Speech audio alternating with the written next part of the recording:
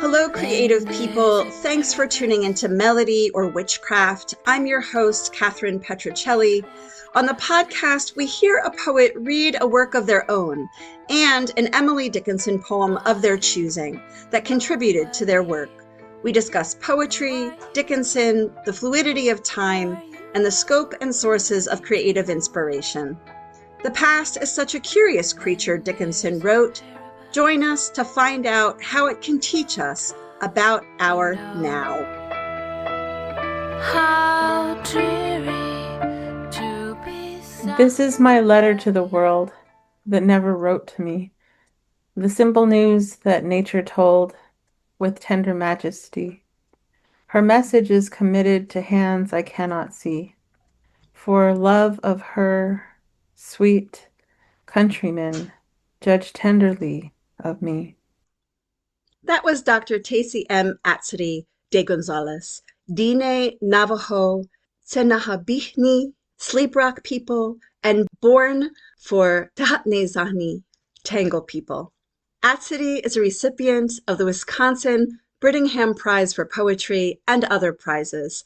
Her work has appeared or is forthcoming in Poetry, EPOCH, Kenyon Review Online, Prairie Schooner, Leavings, and other publications.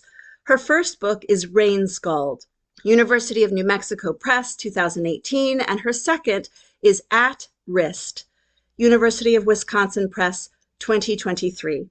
She has a PhD in creative writing from Florida State University and is assistant professor of creative writing at Beloit College in Wisconsin, where she lives with her husband.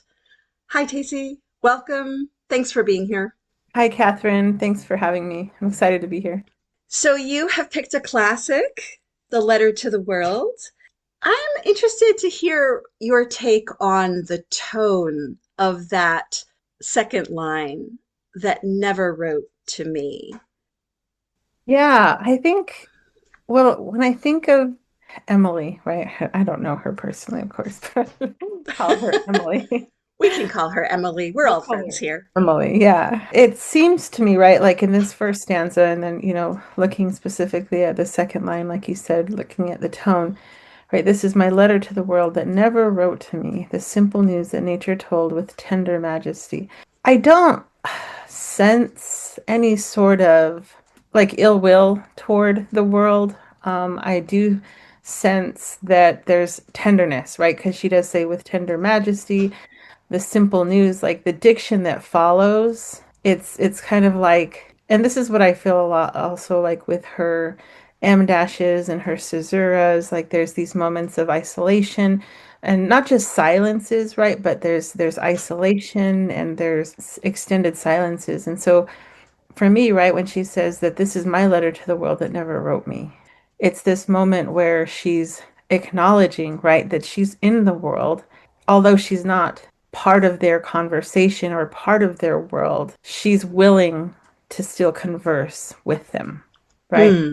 Yeah. So this is my letter to the world that never wrote to me. And I mean, I think about, her specific experience of being shut out from, the academy where her dad was, she wanted to attend these lectures and things that, all the men were able to, but she wasn't. To me, it kind of feels like it's a part of her life, right? That she didn't travel a lot, right? She did, I think, once or twice to Boston or something. Sure. Yeah. She left Massachusetts once and she did do Boston a few times. And yes, when she was ill.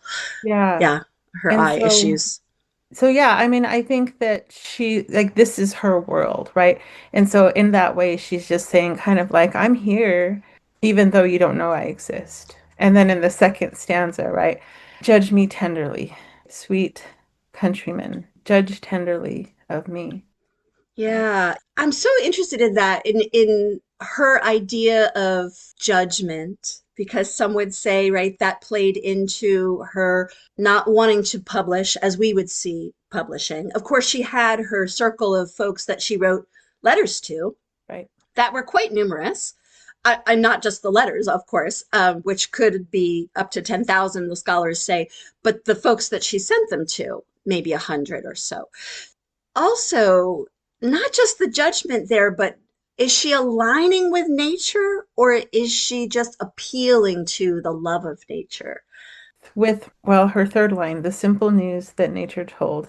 And well, I'm thinking about that in the stanza break, right? Like that it's talking about the world, me, and then nature in the first stanza. Second stanza, it's her message is committed. So it's right, nature's message is committed to hands I cannot see.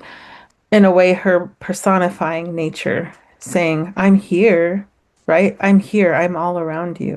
Yeah, I guess I'm interested in whether you see it as her adopting nature or kind of melding into nature in a certain way, or just using nature to appeal to the goodwill of those generations, us, I guess, who are reading her now. Won't we, for the love of this great thing that we are all a part of, judge her kindly?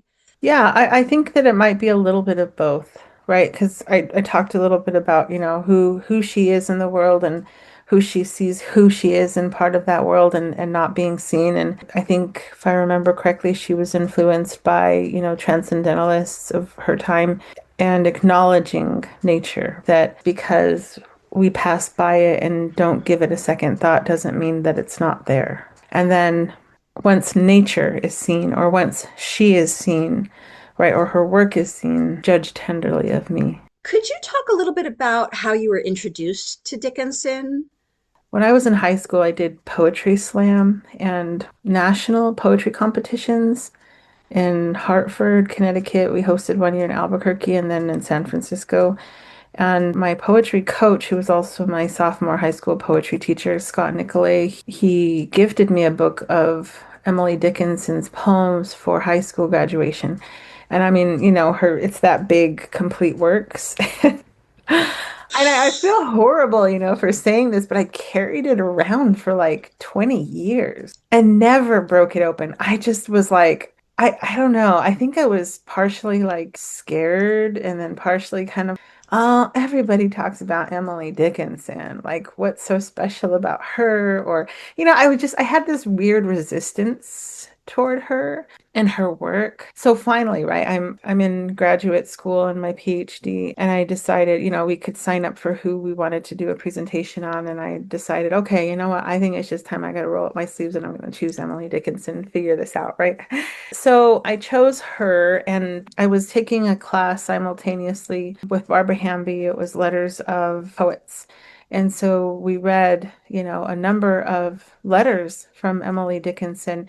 And so I think it was really grounding for me to understand and see that she was a person, that she was lonely, that she sought companionship, that she was kept from a large part of life in ways that she wanted to live. And yeah, like, she lived almost, it seemed like, through her letters, right? And the fact that, she liked baking bread, and I like to bake. I'm not like really big on bread, but I like to bake. So there were these moments where I finally was able to see her as a person, and then had also, visited her home. And we talked about this earlier in Amherst. And, we also had a really great guide. And I think I developed a lot of compassion toward her and her life and all of the scandal that she lived in with that house, with her brother running around on his wife, and she was kind of in the middle, and all these crazy things. And I'm like, oh, she's just like anybody else, right? Anyway, so I think just getting a better handle of her biographically helped me sort of approach and understand her work and see her work in a way that I hadn't done before. Yeah, that's great. I love I love the book for 20 years, but you didn't give it up. I mean, No, timing is I everything, didn't. right? Exactly. Timing is everything. Yeah. I mean, Gosh. so many times I remember because I've moved, I don't know, 25 times in my life, probably since 20 years ago. And I just remember like holding this, like it was a gift from my poetry coach, like I can't. Anyway, so yeah, I kept it and finally read. Yeah. Do you have a sense now, in retrospect, of why he thought you should read Emily Dickinson at that younger age? You know, I think maybe so, when I was younger, I was writing free verse and with a lot of rhyme because, at that time with Poetry Slam, it was a lot about performance. You were judged half on performance. And so it was really based on content. Did it move people, emotionally? I mean, the judges especially. And so there wasn't a lot of focus on form and how it worked with content.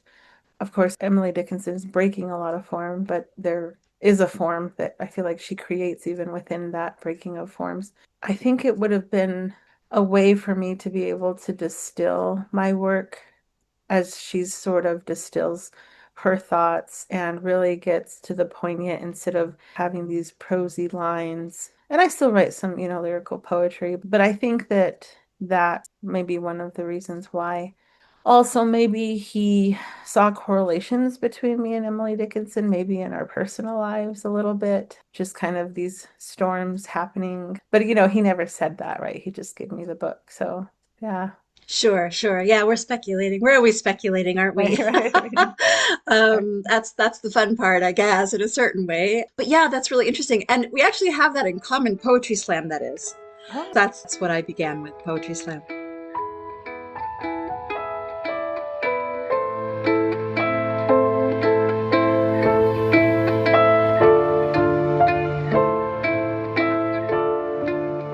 I would love it if you would read your poem, which I will let you introduce as you would like, or you can just dive in and we can talk about it afterwards. sure. So I wrote this as part of that letters class, Letters of the Poets, after I had done my formal writing about her letters. This was a creative piece that came from that. This is my letter to the earth, who never wrote me back, perhaps except to say, mirth. I meant to give you back once more and give you more than birth. You left me hollow inside, here, a cave mind of worth, more than a sincere gesture or gemstone glimmering from the darkness above. I meant to be shimmering during your ascent. Hmm. You have used as a title after Emily Dickinson's letter to the world. So it's not even an epigraph, but you kind of give it the whole title. If we look formally at the two poems, they match in terms of rhyme scheme. They're both in quatrains. Hers is two, yours is three. Two voices present in your poem, the speaker and nature. Do you want to say anything about that? Yeah, I think, I was thinking a lot about her sort of outward look. This is my letter to the world, talking to countrymen. I did the opposite. I said, this is a letter to the earth. So Mhm. this is a specific spirit or person, right, if you will, Mother Earth, who never wrote me back except to say mirth, right? Because I think sometimes we forget that the earth has a spirit and that gives us sustenance to everything. And so there's this moment where our, I'll say, spiritual mother, right, is with us through the spirit of the earth. And so it's this more introspective look at the relationship between, right, the speaker and the earth, as opposed to an outward look. Not just that relationship, but also the history between them. She Mm. says, you left me hollow inside. And so it's like she misses us. She misses her children. And thinking about at one point, right, we will go to Father Sky. And so there's that third stanza talking about glimmering into the darkness above, shimmering during your ascent. There's this relationality between not only Mother Earth, but like the ascent back to Father Sky at some point. Hmm. Hmm. Yeah, it's really striking that the darkness above, because for me, I'm not there in that mindset. So it's wonderful to hear you talk about Father Sky. The darkness above, when I read that, it's like an upturning of expectation, like that the darkness would be above as opposed to the darkness of earth. Yeah, I kind of see it as a transition from the like this is sort of common ground between, like you said, the earth and then going into the sky. I mean, the sky essentially can be lit, right? But at that point, that transition from going one to the other is darkness, and that's sort of earth touching the sky, right? Saying goodbye to the child. Oh, that's lovely. I'm looking for the right word again for tone, I think, in your poem. I wanted to call it regret, but I hear you maybe naming it more of that loneliness. And you talked about maybe Emily's potential loneliness as well. And here it's interesting how it wraps in and becomes the feeling that Earth has. Yeah, and I think that that's also apparent in the same second line, right? Who never wrote me back. And so it implies that there have been written letters and that for some reason either there has been no correspondence or that the correspondence has somehow not been there, they haven't been able to connect. Mhm. And then there's you left me hollow. It goes both ways. The earth is saying, not just saying that like, you feel that I haven't written you back, but also you've left me.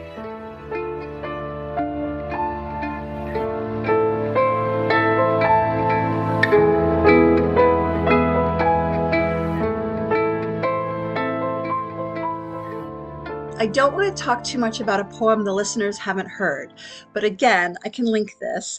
But I'm madly in love with your poem Groundwater. Oh, okay. I love that poem. And I love it in connection to the poem you shared with us today and in thinking about a Dickinson context as well, because I love the speaker who wants to be closest to the earth. And I'll just give a very inadequate rundown, but a prose poem, slightly humorous. It's poignant. It has grief. And yeah, this speaker has a funeral home just over the wall from her house.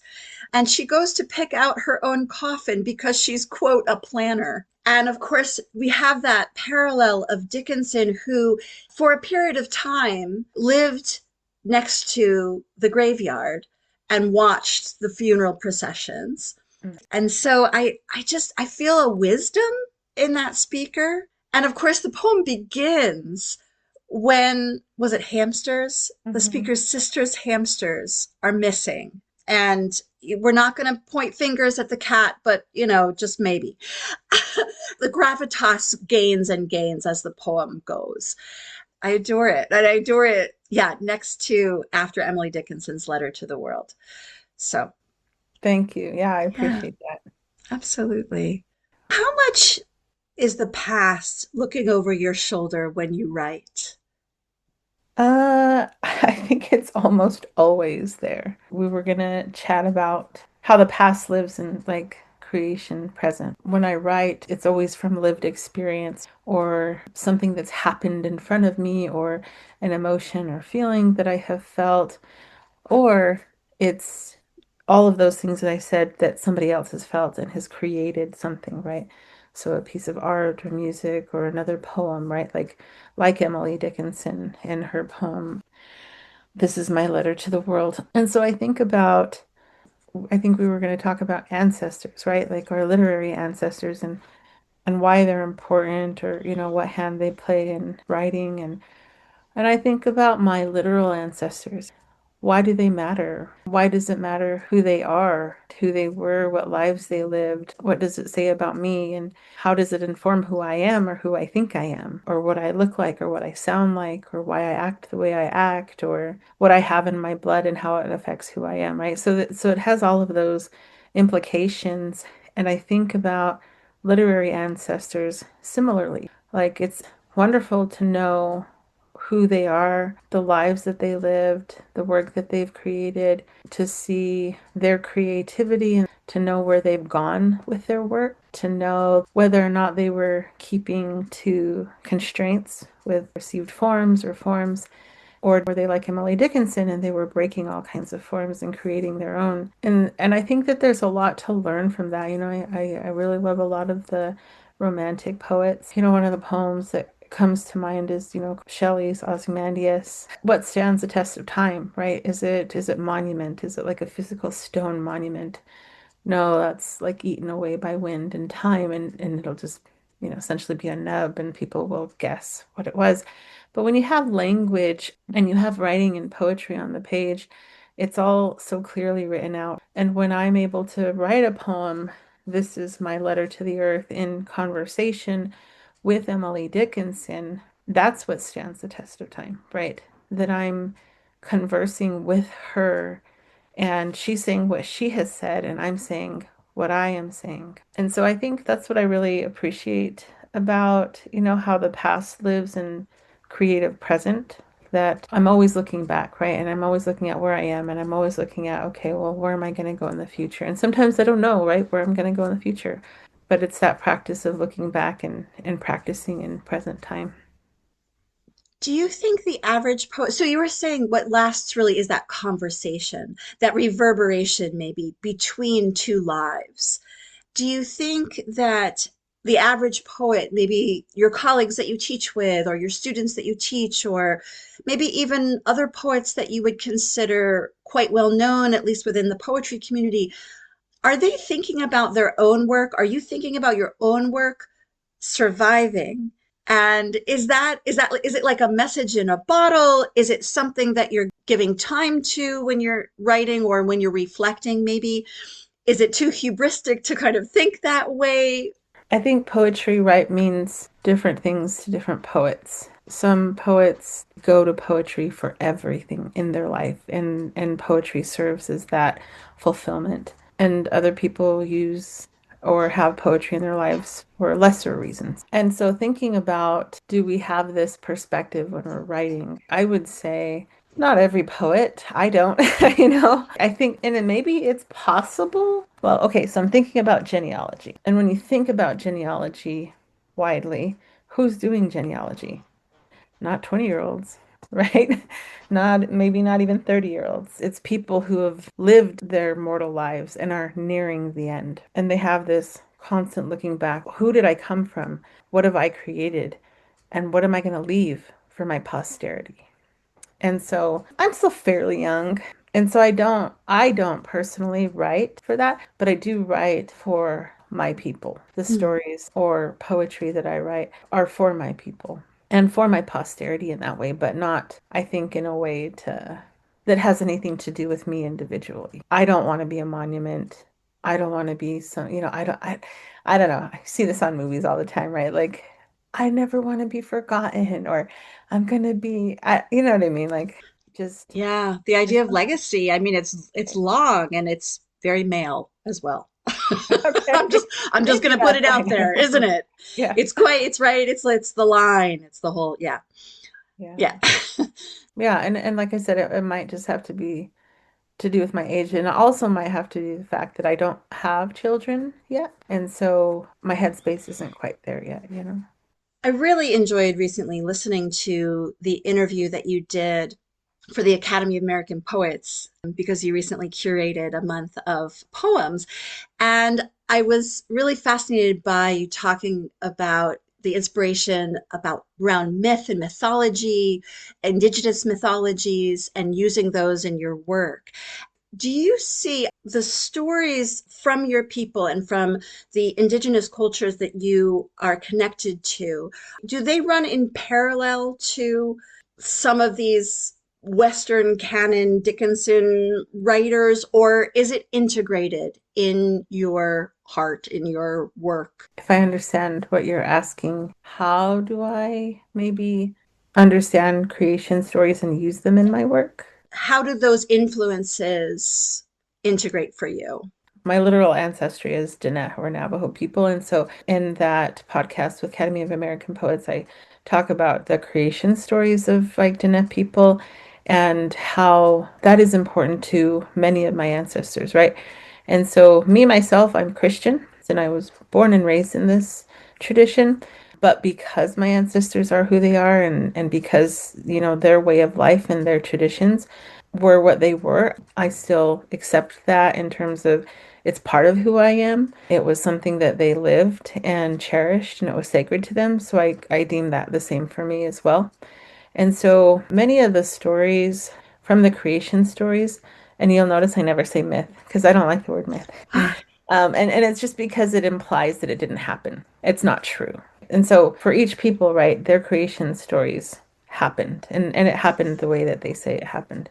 And so for Diné, there are a lot of parallels that hit with Christianity.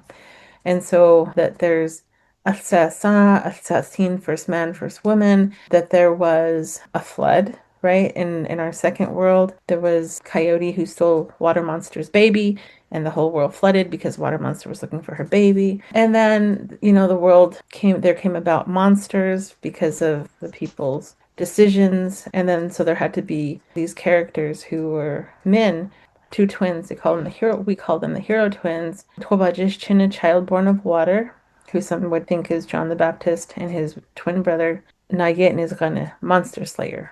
So him who went around, killing monsters or healing leprosy or, whatever monsters that, we see them as. And they have their hero's journey, their stories. And so there are a lot of parallels. And to me, those truths really they make themselves manifest in my own work. Not so much that they conflict with each other, but that they're both working toward the same end, right? Mm. Yeah.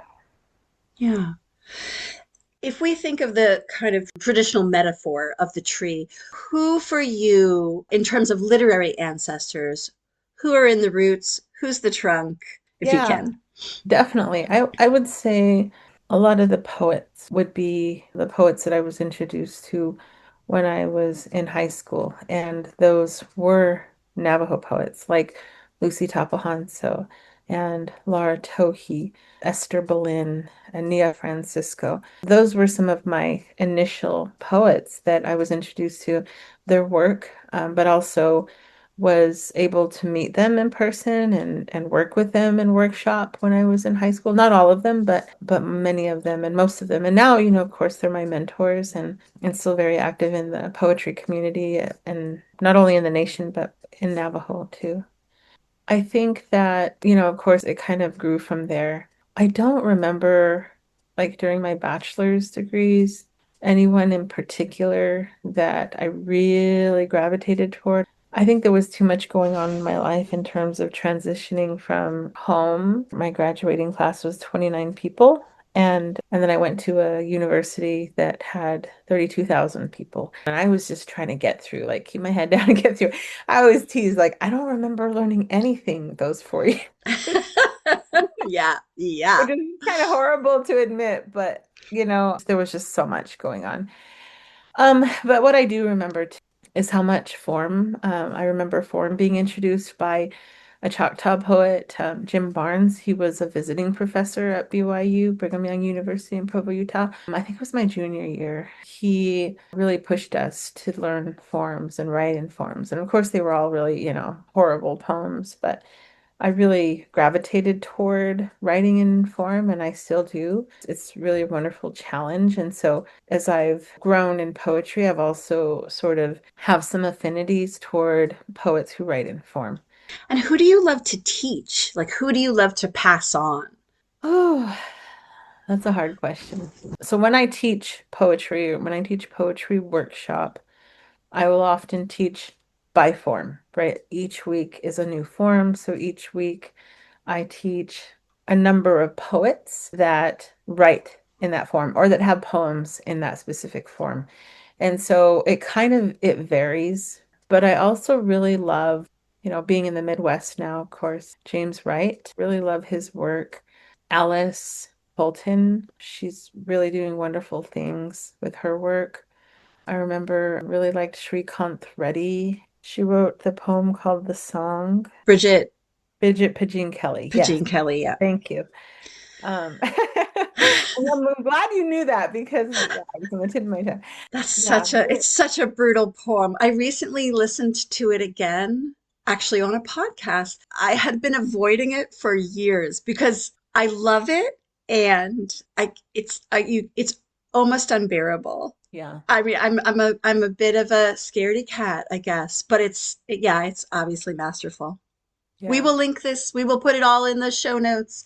Everyone can read the song. Oh, not the song. It's just called Song. So there are a number, and then I also like to teach also like my contemporaries, Layli Long Soldier and Natalie Diaz and other, native poets that I think people should be aware of and the students should be aware of and what they're writing today. So, like I said, the romantic poets and George Herbert, I like to teach just, getting them into poetry and Hopkins. Right. Gerard Manley Hopkins. We'll have it all in the show notes. So, yes, you must be in an interesting position to support students who might be resistant to form. Since you kind of started on the other end, it's so interesting that you've come around to be the teacher presenting form. Yeah, and I tell them, I said, I know this is going to be difficult for you. And I know that you're not going to like this. And you probably won't even like your own poems. I tell them that at the beginning, you know. Well, Tacey Attsity, thank you so much for being here. I really, really appreciate it. Thank you. I've had a great time, Catherine. I appreciate it too. Thanks for being with us today on Melody or Witchcraft. You can find out more about today's guest by going to taceymAtsitty.com, TACEYMATSITTY.com. Our theme music is by Emma Wallace. The podcast is available on all the usual platforms. And for more information, join the Ask the Poet Substack, where you can also find the show notes from today's show. Please comment, like, restack, recommend. We'd love to hear from you.